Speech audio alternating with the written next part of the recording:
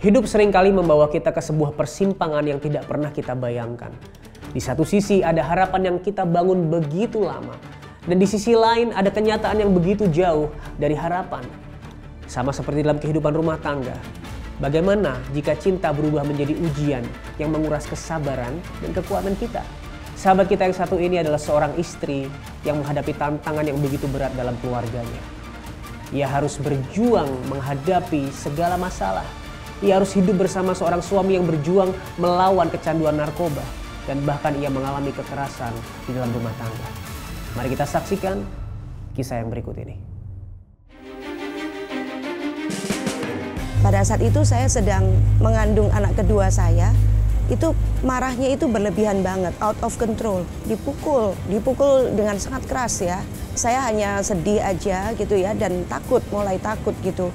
Dia bisa melakukan apapun kayak gitu.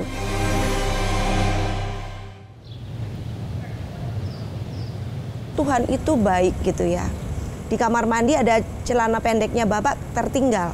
Nah biasanya kalau seperti itu ya saya langsung taruh aja di mesin cuci. Nah tiba-tiba kayak ada suara gitu, kamu coba buka kantongnya, cek di kantongnya. Seperti itu. Ya saya langsung periksa di kantongnya dan saya ketemu serbuk putih. Nah saya juga nggak ngerti itu apa gitu. Kemudian saya bawa ke kantor, saya kerja di bank. Saya tahu ada salah satu teman itu suka dugem. Gitu. Terus saya tanya sama dia, ini apa sih kayak gitu. Terus dia langsung sebut, loh ini sabu gitu loh.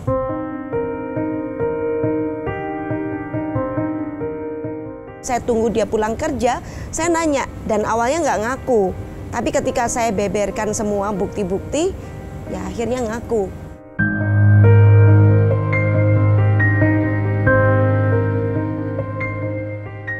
Saya itu kalau pakai narkoba itu hampir dalam 24 jam itu mungkin sekitar 20 jam saya pakai. Nah saya bawa Ludwig itu ke dokter, ada 6 dokter yang saya pergi ya kayak gitu. Dokternya itu mengatakan bahwa Pak Ludwig ini nggak mungkin pakainya baru. Dan ini dia pakai nggak mungkin cuma sedikit. Ini dosisnya sudah besar, sebetulnya cuma ada 2 pilihan untuk ibu. Yaitu kemungkinan terbaiknya masuk rumah sakit jiwa. Itu kemungkinan terbaik loh. Nah terus saya tanya, the worst-nya apa dok? The worst-nya meninggal. Jadi untuk ibu nggak ada pilihan, sekarang pilihannya cuman ibu mau pilih karir atau pilih suami. Nah saya bingung gitu loh, karir saya waktu itu lagi meningkat-meningkatnya di bank. Terus saya pikir kalau karir saya masih bisa dapat lagi ya. Tapi kalau suami hilang, meninggal, saya nggak ada lagi gitu. Karena saya sayang dia dari umur 14 tahun gitu. Akhirnya saya putuskan, oke, saya pilih suami.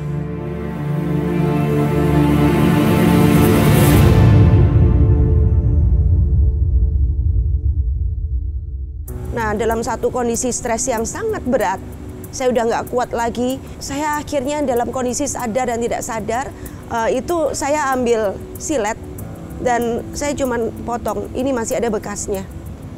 Saya potong, tapi kemudian saya udah nggak sadar.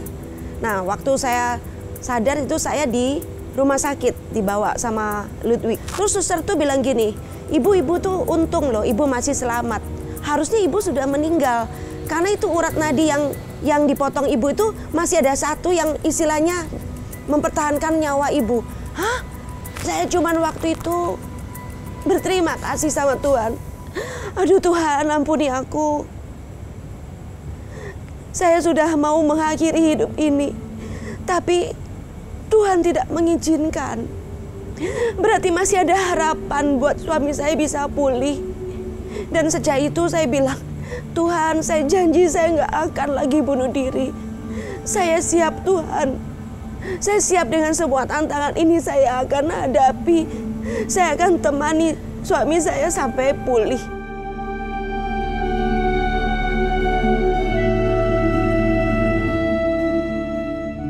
Pada akhir karantina, kurang lebih hampir sebulan itu ya, tiba-tiba Ludwig ini sadar gitu ya. Itu adalah saat pertama Ludwig betul-betul mengakui bahwa dia butuh bantuan saya. Tolong, dia bilang gini, tolong bantu aku pingin sembuh. Aku pingin berhenti dari semua ini. Tapi Tuhan itu dahsyat. Jadi waktu itu saya secara nggak sengaja saya ditemukan dengan seseorang. Di situ orang itu menolong saya. Ibu datang ke Puncak, ke Jakarta dan ikut program kami. Di situ kami itu harus berproses masing-masing. Jadi saya waktu itu tujuannya adalah untuk merubah Bapak, supaya Bapak berubah. Tapi coachnya bilang begini, no, bukan. Kamu sendiri yang harus berubah. Dan di situ akhirnya saya berproses betul-betul. Saya pertama kali saya memutuskan untuk forgive and forget. Nggak mudah, Pak.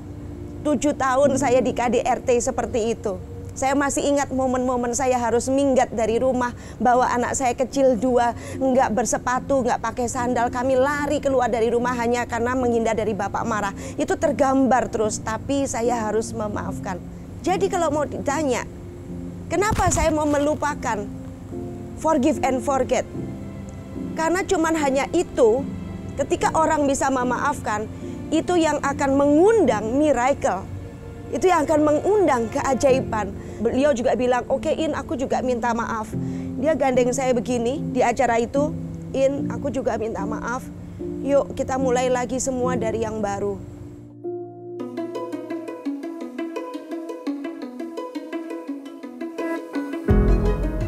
Ya saya minta maaf, saya memang mau bilang, saya mau memulai semua seperti awal baru. Saya ngomong karena saya sayang sama dia, dan saya ingin memulai dari baru, memulai dari awal lagi seperti baru. Tapi apakah sesuatu yang mudah? Itu enggak. Sebuah komunitas yang sangat luar biasa yang mengajarkan saya untuk terus positif, terus positif, terus positif. Itu pelan demi pelan pasti itu yang merubah cara pikir saya. Saya berhenti narkoba total dari tahun 2001.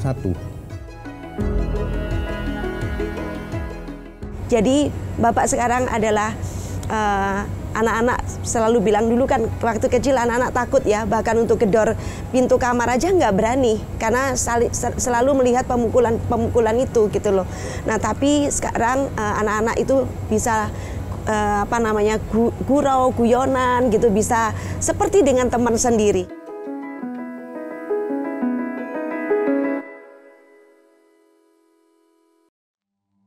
Sahabat, kita menemukan kekuatan yang sejati di dalam iman kepada Tuhan.